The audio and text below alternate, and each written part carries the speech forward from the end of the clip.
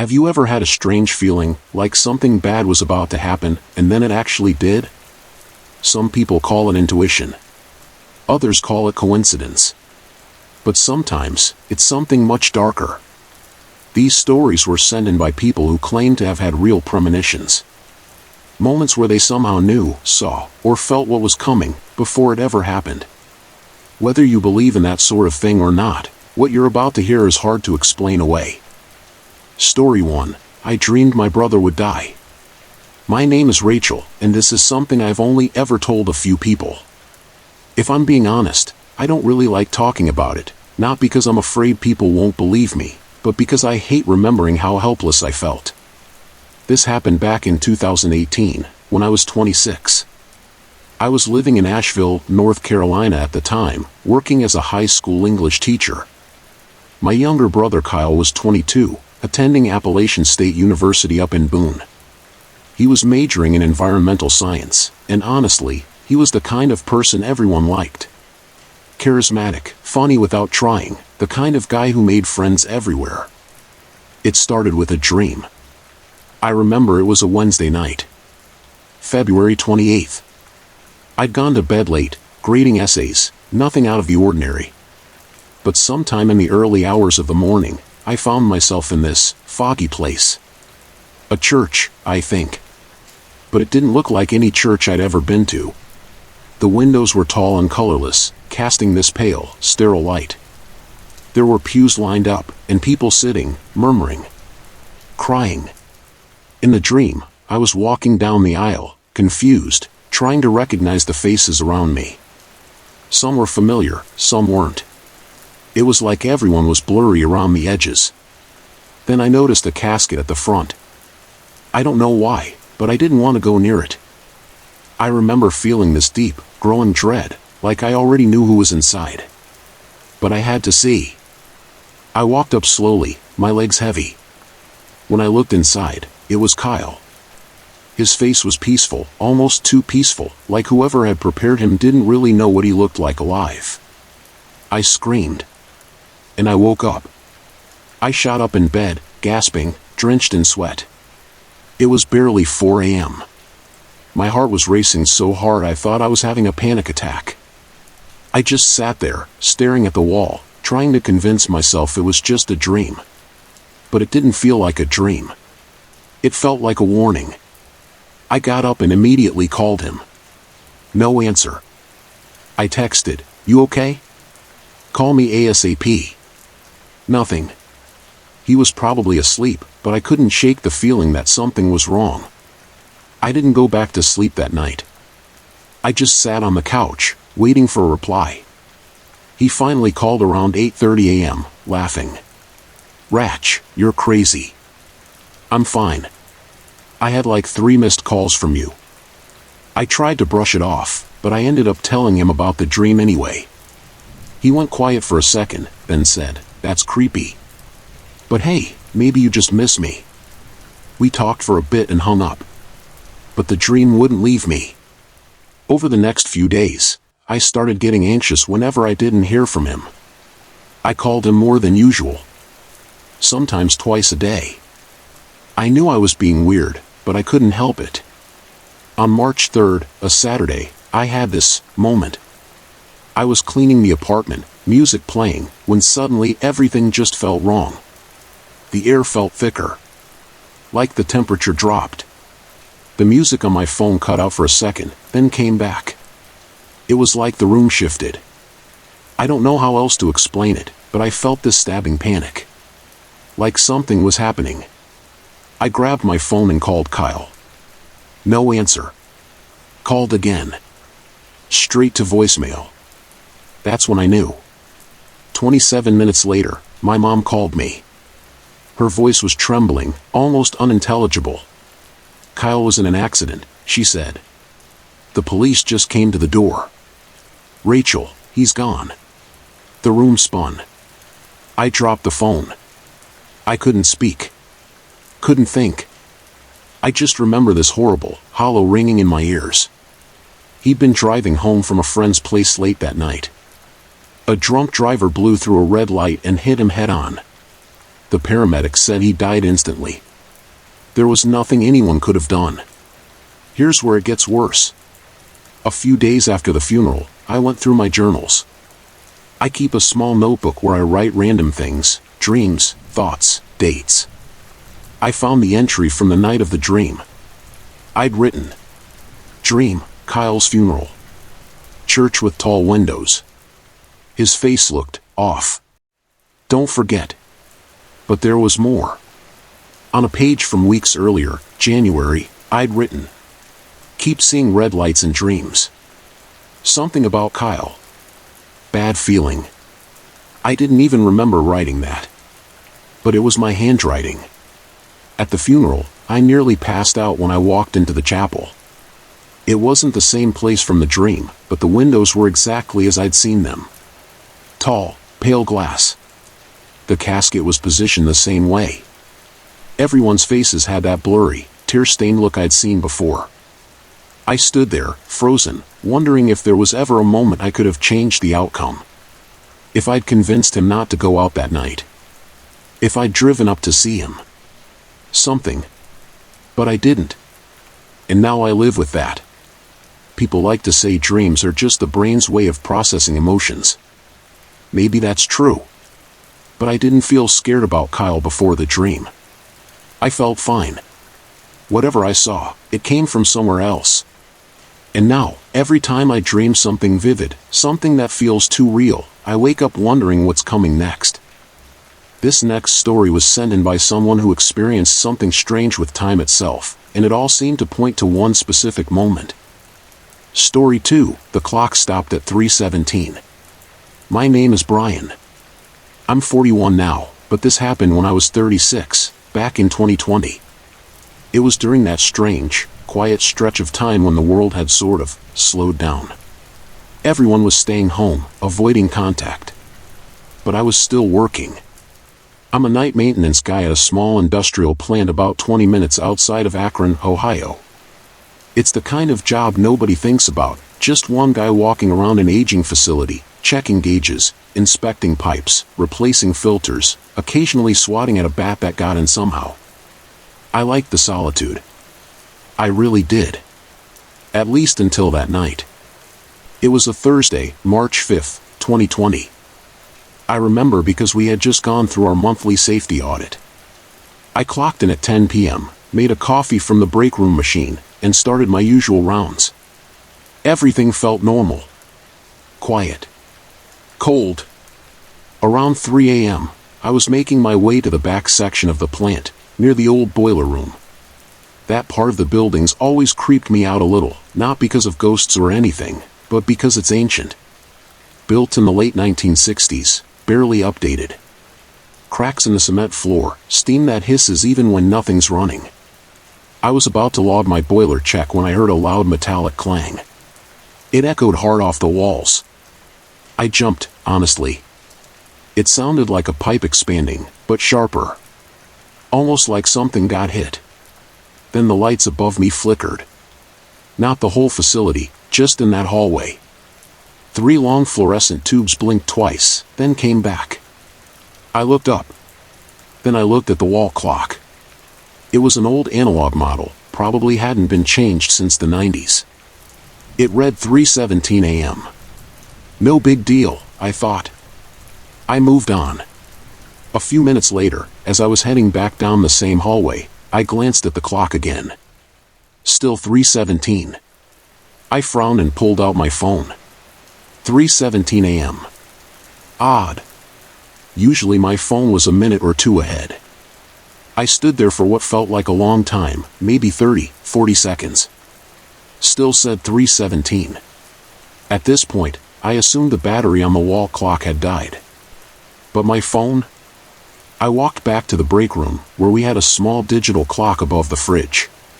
3:17. That's when the hair on my arm stood up. You ever get that deep, gut feeling that something's off? Like the air feels too still, too thick? That's how it felt. I couldn't hear the usual hum of the vents. My footsteps seemed too loud. It was like I was walking through a room that had just been emptied after something bad happened. I stood there in the break room, phone in hand, staring at the time. And then, I don't know how long after, maybe 2 minutes, maybe 5, the lights flickered again. And just like that, the digital clock above the fridge jumped to 3:21. My phone buzzed in my hand as if waking up. Time resumed. Everything was back. I couldn't explain it. And I didn't want to. I finished my shift quietly, not telling a soul.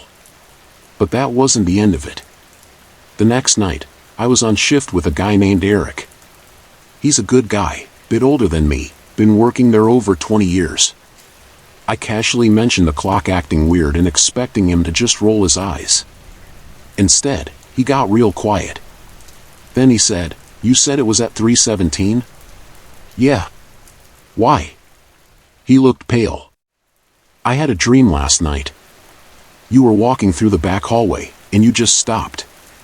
And then the lights went out. I looked at my phone in the dream and it said 3:17. I laughed nervously, but he wasn't joking. His eyes stayed on mine. "I don't believe in that stuff," he added. "But I don't think you should be there alone tonight." I couldn't stop thinking about it. The dream, the silence, the clocks. But I still went back the following night. That was my mistake. On March 7th, I started hearing something new. Breathing. I was in the boiler room doing my last check before lunch when I heard what sounded like shallow breathing, coming from the vents above me. I froze. It wasn't the hiss of steam or the grind of a pipe, it was rhythmic, too organic. I turned off my flashlight and just stood there. It stopped. The next week, something happened that shook me deeper than anything before.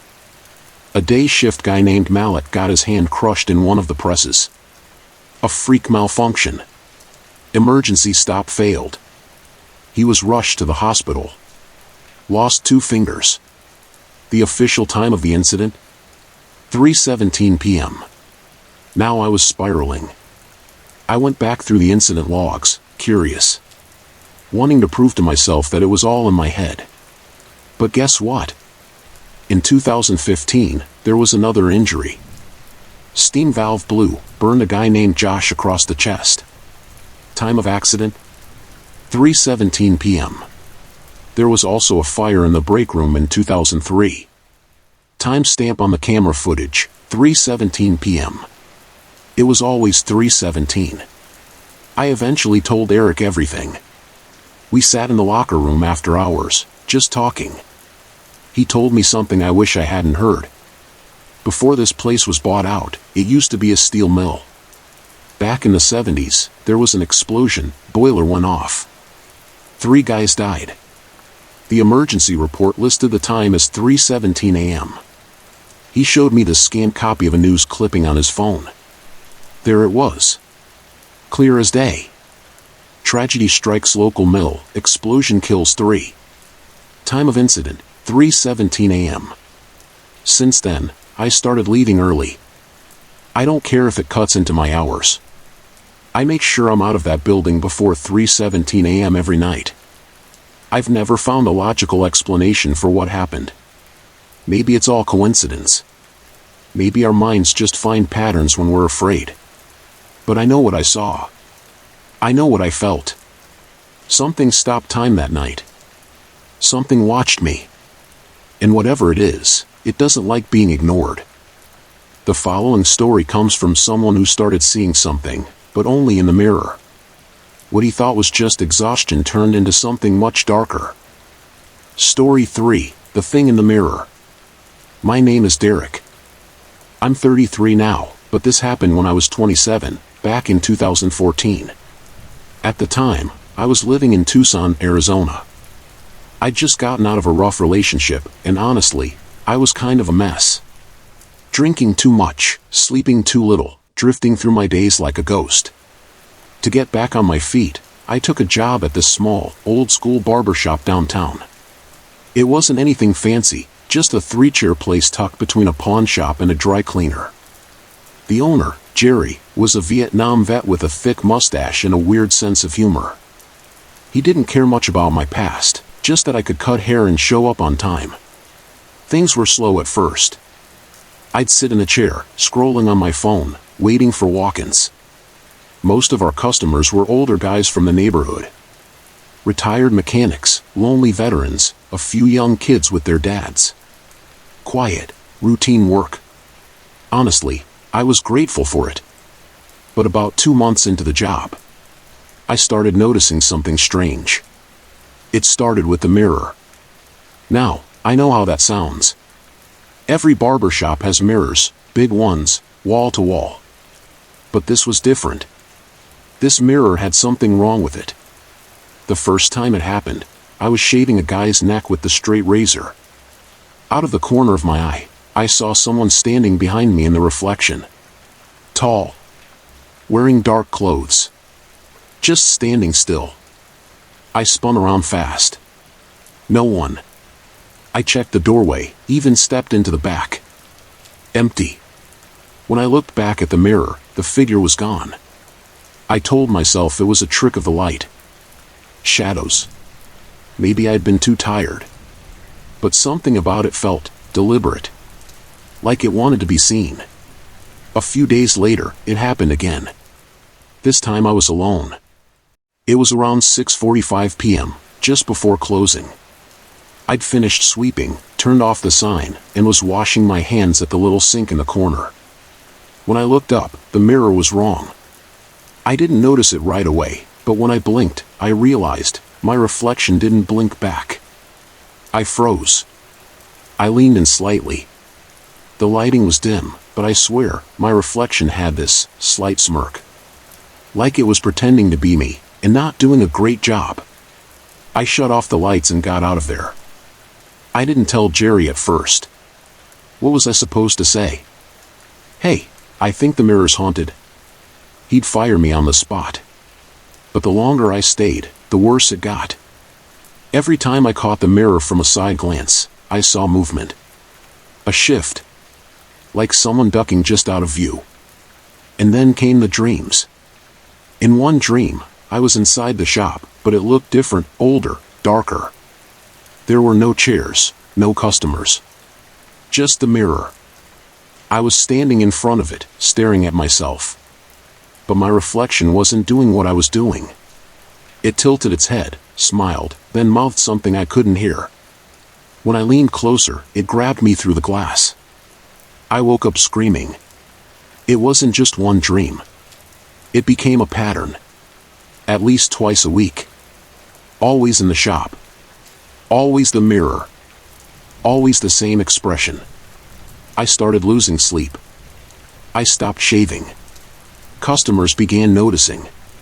Jerry pulled me aside one day and said, "You good, man? You look like hell." I told him I was just dealing with stuff. He nodded, didn't push. But then something happened that pushed me over the edge. It was a Saturday afternoon. Busy day. I had a guy in the chair, mid-haircut, and his kid, maybe 7 or 8, was sitting across from us, looking into the mirror. I noticed him squinting, frowning. Then he pointed. "Why is that man making a face?" I looked up. "What man?" He pointed again. "That one. In the mirror. He's copying you, but he's mad." His dad laughed nervously. I didn't. I asked, "What do you mean, buddy?" The kid looked at me and said, totally serious, "He's not you." That night, I called my sister. She's always been a little more open to weird stuff. I told her everything. She asked me if I'd felt anything physical, cold air, nausea, things moving. I told her no. Then she asked something that stopped me cold. "Have you had any dreams about fire?" Silence. "Yeah," I said. "Actually. A few." I hadn't told anyone about those. In the dream, I'm outside the barber shop. But it's burning. I'm watching flames crawl up the walls, eating the building alive. There's someone inside, screaming, but I can't move. Can't help. It always ends with me waking up gasping. 3 days later, it happened. It was around 1 a.m. I got a call from Jerry. His voice was hoarse, panicked. There's been a fire. The apartment above the shop had caught fire. Tenant left a candle burning. The fire spread fast.